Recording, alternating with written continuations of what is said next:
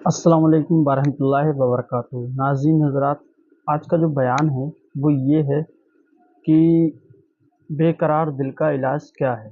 तो आज हम जानने वाले हैं बयान से। मौलाना शाकिर नूरी साहब का ये बयान है, ये बहुत ख़ास बयान है।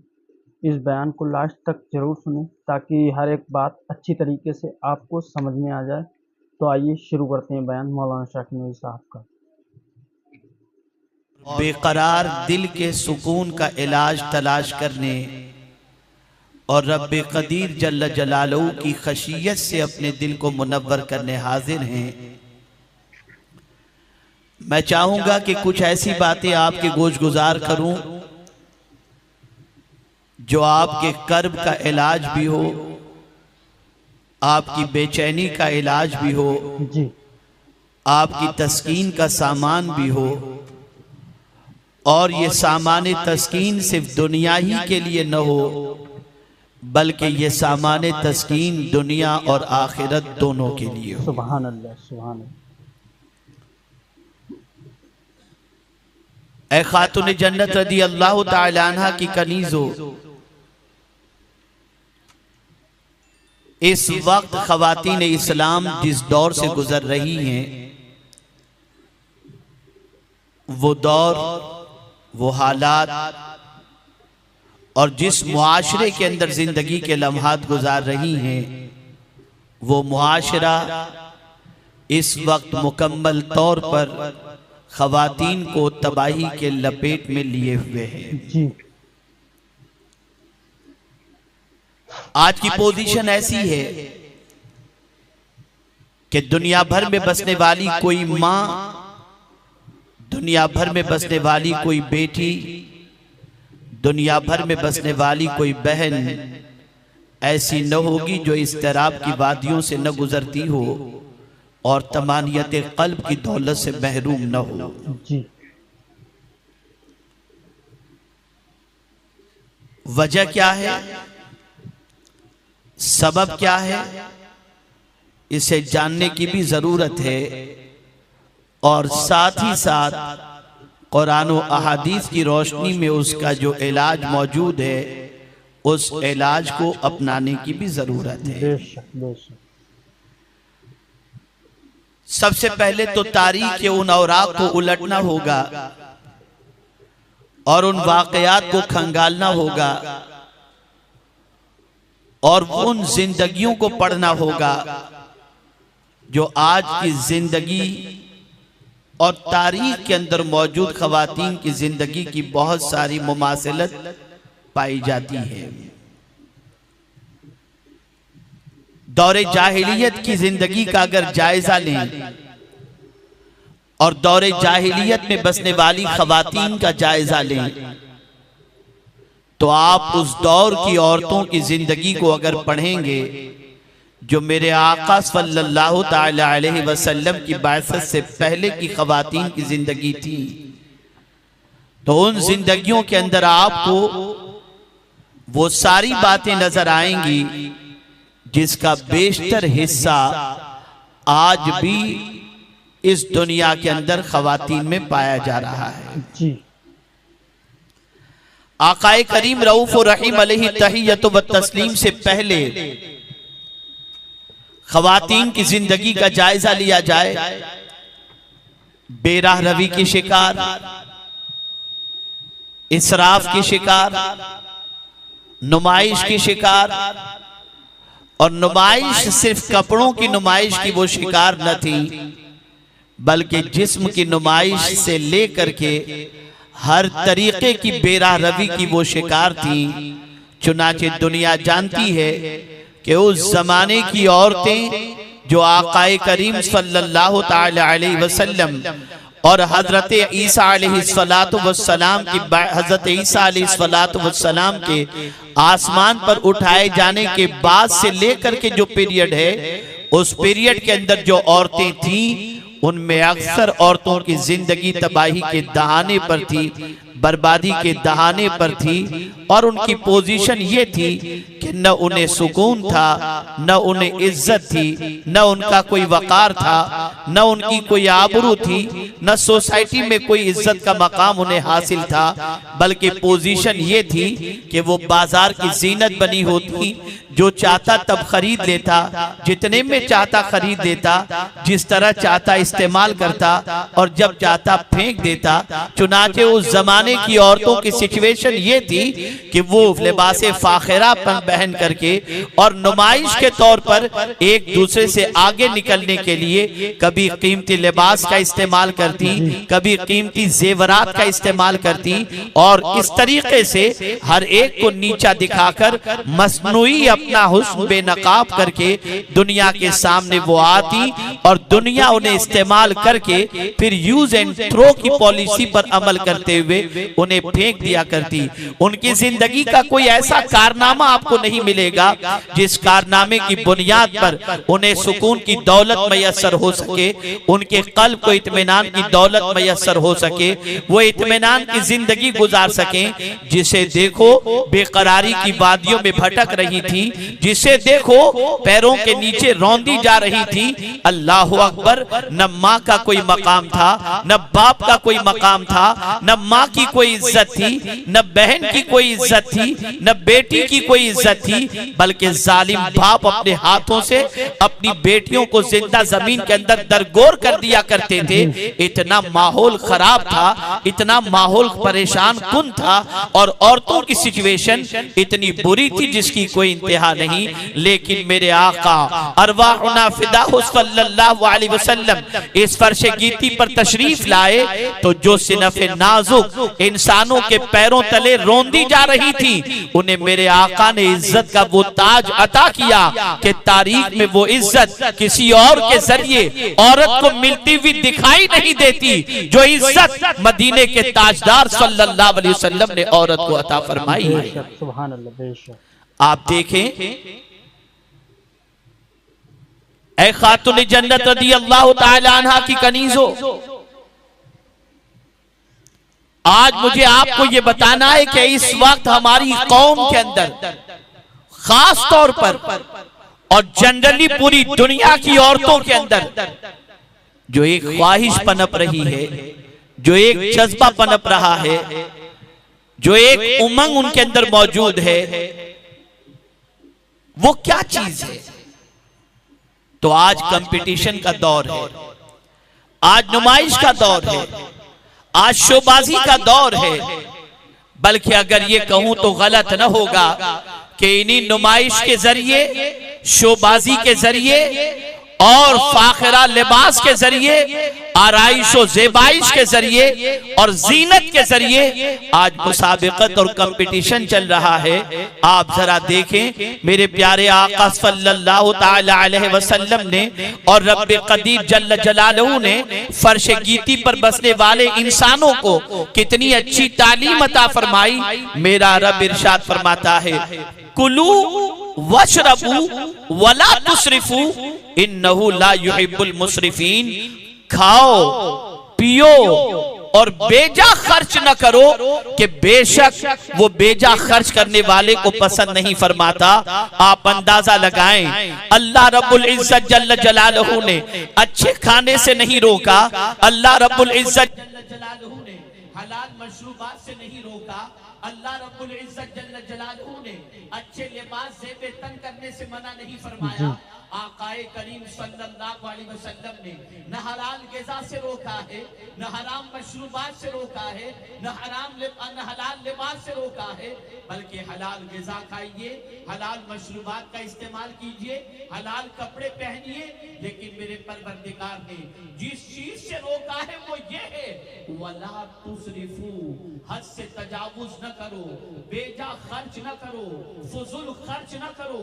मेरे प्यारे आका सल्लल्लाहु ताला अलैहि वसल्लम के प्यारे दीवानों और खातुन जन्नत रदी अल्लाह ताला अन्हा की कनीजों, आज अगर इस कानून के हवाले से देखा जाए कि खाओ पियो और बेजा खर्च न करो, इसके हवाले से अगर आज सोसाइटी का जायजा लिया जाए तो आप महसूस कर सकती होंगी, आप सोसाइटी का जायजा ले सकती होंगी, आज मुआशरे की हालत देख सकती होंगी। आज हमारे मुआशरे के अंदर छोटे से छोटा फंक्शन हो, छोटे से छोटा कोई मामला हो तो वो लाखों से कम में नहीं होता। अल्लाह अकबर। खाने की ग़िज़ाओं की फहरिस्त उठा करके देखो, मशरूबात की ग़िज़ाओं की मशरूबात की फहरिस्त उठा करके देखो, और साथ ही साथ अगर लिबास का मामला देखो तो हमारी कौम की सिचुएशन ऐसी है कि आज कमाई का बेशतर हिस्सा इन्हीं चीजों में खर्च होता हुआ नजर आता है। जरूरत जितने खाने पर नहीं, जरूरत जितने पीने पर नहीं, जरूरत जितने लिबास पर नहीं, बल्कि इसराफ के अंदर, बेजा खर्च के अंदर, जरूरत से जायद के अंदर। आप जरा देखें और अंदाजा लगाएं। आज आप सोसाइटी का मुआयना कर सकते हैं, चोरी बढ़ रही है, डकैती बढ़ रही है, ज़िना बढ़ रहा है, बदकारियां बढ़ रही हैं, और औरतें भाग रही हैं, लड़कियां घर छोड़ रही हैं। सिचुएशन ये है, और वो बच्चियां जो अपने बाप बाप को गुर्बत की चक्की में पीसता हुआ देख रही हैं, जब उनकी निगाहों के सामने किसी ऐसे घराने की शादी होती है जहां करोड़ों का खर्च हो रहा है, जहां दुल्हन लाखों का लिबास पहनती है, जहां पर के सैकड़ों आइटम्स होती हैं, जहां का डेकोरेशन लाखों का होता है, वो बच्ची कुर्ती नजर आती है, वो बच्ची एहसास कमतरी के शिकार नजर आती है, वो माँ से तकाजा करना चाहती है, बाप से तकाजा करना चाहती है, लेकिन बाप की बिसात इतनी नहीं होती, माँ के पास इतनी रकम नहीं होती, फिर वो अपनी मर्जी से ऐसे घरानों को तलाश करती है जहां उसके अरमान पूरे हो जाएं, जहां वो भी शाम की जिंदगी गुजार सके, जहां वो भी ताहिजुशात के माहौल में जिंदगी गुजार सके। पता ये चला कि कोई अपनी आरजुओं के लिए इसराफ का मुजाहिरा कर रहा है, लेकिन उसका इसराफ का मुजाहिरा न जाने कितनी बच्चियों के मुस्तकबिल को तारीख कर दिया करता है। सवाल ये पैदा होता है, क्या अगर अल्लाह ने हमें दौलत दी है तो दौलत हम अपनी खुशी में भी खर्च न करें? क्या शादी का मौका हमारे लिए एक अच्छी तकरीब होती है, अल्लाह ने दिया है तो क्या अपनी बेटी के शादी पर, अपने बेटे की शादी पर हम डेकोरेशन भी न करें? क्या अपने बेटे और बेटियों की शादी के अंदर कीमती लिबास भी ज़ेबे तन न करें, उन्हें न पहनाएं?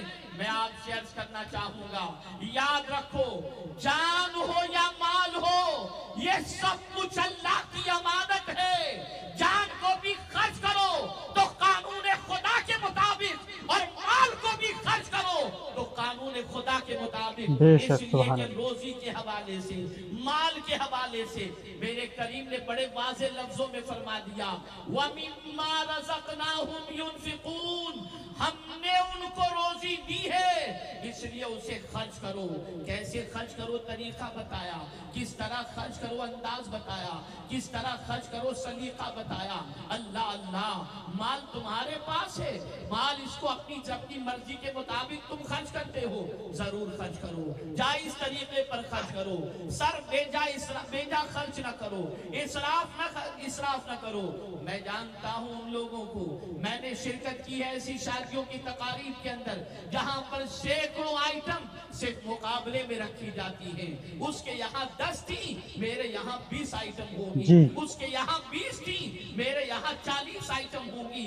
नादानो, तुम्हें नहीं मालूम कि तुम जिन 40 आइटम के जरिए एक फर्द की मुसाबिकत के लिए कदम बढ़ा रहे हो, इसकी वजह से न जाने कितने बच्चे और बच्चियों की दिल आजारी हो रही होगी, कितनों का दिल दुख रहा होगा। और इन दौलत के बेजा इसराफ की बुनियाद पर न तुम्हारा मुस्तकबिल ताबनाक हो सकता है, न तुम्हें कोई सवाब मिल सकता है, न तुम्हारी आखिरत संवर सकती है। दौलत अल्लाह ने दी है तो सलीका भी अल्लाह से खर्च करने का मांगो, कानून भी अल्लाह से खर्च करने का मांगो। अल्लाह अकबर। मेरे प्यारे आका सल्लल्लाहु ताला अलैहि वसल्लम के प्यारे दीवानों, हो सकता है कि मेरी कोई बहन ये सोचने पर मजबूर हो जाए कि ये बात आप मर्दों से कहिए, उनके अरमान होते हैं।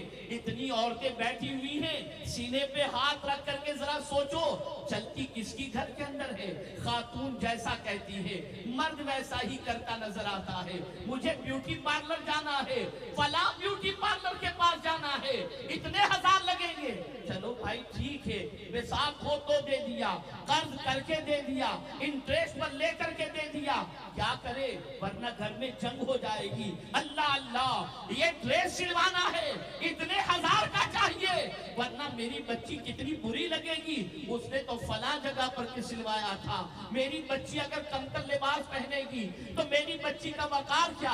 अरे जिंदगी में शादी एक ही मर्तबा को होती है, अगर इस मौके पर भी मेरी बच्ची का अरमान मैंने पूरा नहीं किया तो क्या होगा। ये सारे प्रेशर, ये सारा दबाव, ये सारी चीजें जो खवातीन की तरफ से मर्दों को होती है, कभी डिप्रेशन का शिकार कर देती है, कभी टेंशन में गिरफ्तार कर देती है, कभी नाजायज रास्ते पर चढ़ा देती है, कभी खुदकुशी करने पर मजबूर कर देती है, कभी रिश्वत लेने पर मजबूर कर देती है, कभी हराम कारोबार के लिए मजबूर कर देती है। सुनो और अच्छी तरीके से सुन लो, अगर तुम चाहो तो मुआशरे की सोच बदल सकती है, अगर तुम चाहो तो मुआशरे के हालात बदल सकते हैं, अगर तुम चाहो तो मुआशरे की कैफियत बदल सकती है। आज हालात क्यों बिगड़ रहे हैं, आज सोसाइटी क्यों बिगड़ रही है, आज मुआशरा क्यों बिगड़ रहा है, किसी को करते हुए देखकर वैसा करने का जज्बा होता है। आज सीरियलों में करते हुए लोगों को, करते हुए खवातीन को हमारी औरतें देखती हैं, उसके जैसा बनना चाहती है। अच्छा उसने वहां ड्रेस बनाया, अच्छा उसने उसके यहाँ बाल बनवाए, अच्छा उसने फला जगह पे मेकअप करवाया। खवातीन इस्लाम, तुम उनकी जिंदगी देख रही हो जिनके नक्शे कदम पर चलकर तुम्हारी दुनिया भी तबाह हो जाएगी और तुम्हारी आखिरत भी बर्बाद हो जाएगी। आओ मैं तुम्हें उनकी जिंदगी दिखाता हूँ जिनकी जिंदगी पर तुमने अमल किया तो तुम्हारी दुनिया भी संवर जाएगी, तुम्हारी आखिरत भी संवर जाएगी।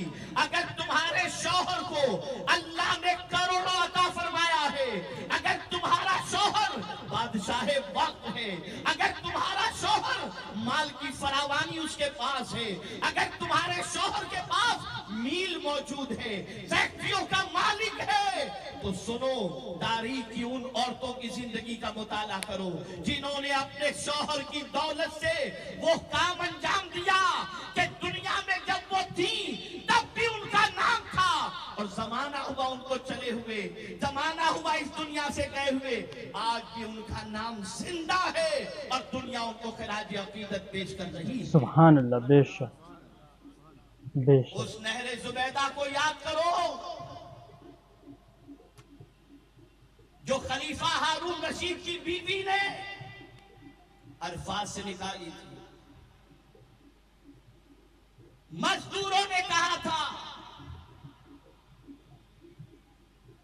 कि इस नहर को खोदने के अंदर काफी खर्च होगा।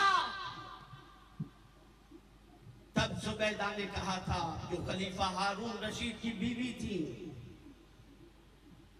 कि अगर एक दिरहम भी,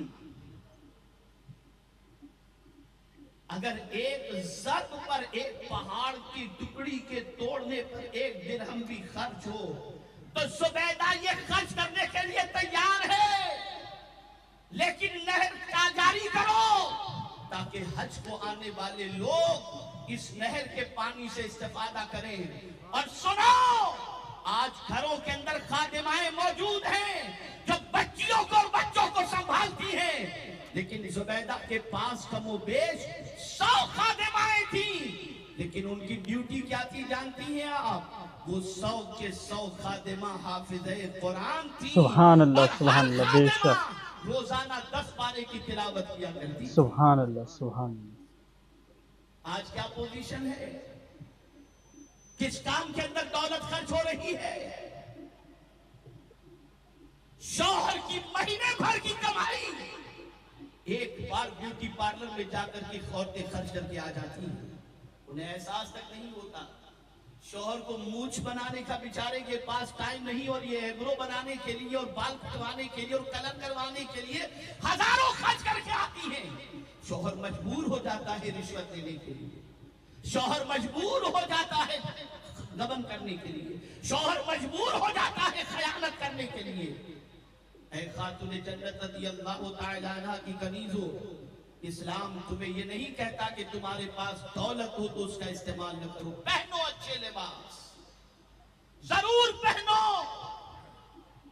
कीमती लिबास भी पहनो,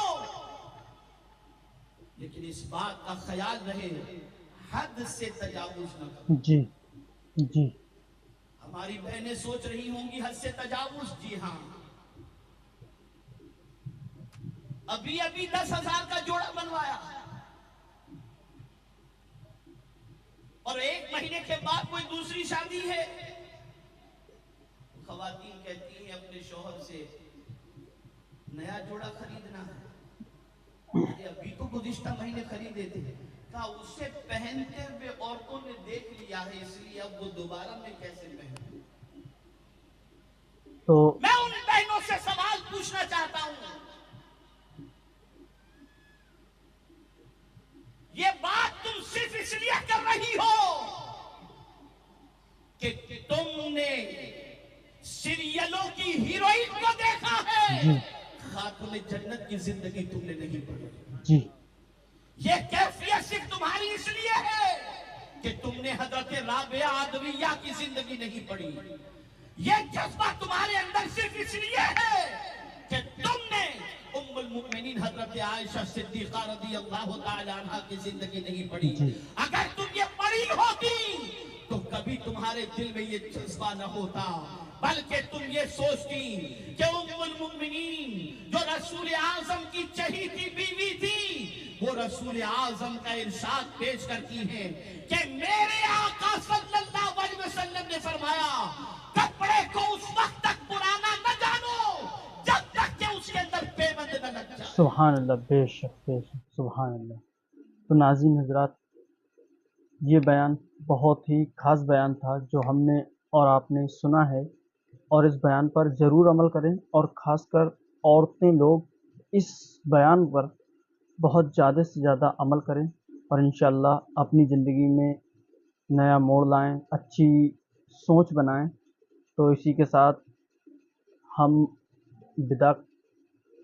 अस्सलामु अलैकुम वरहमतुल्लाहि वबरकातुहू।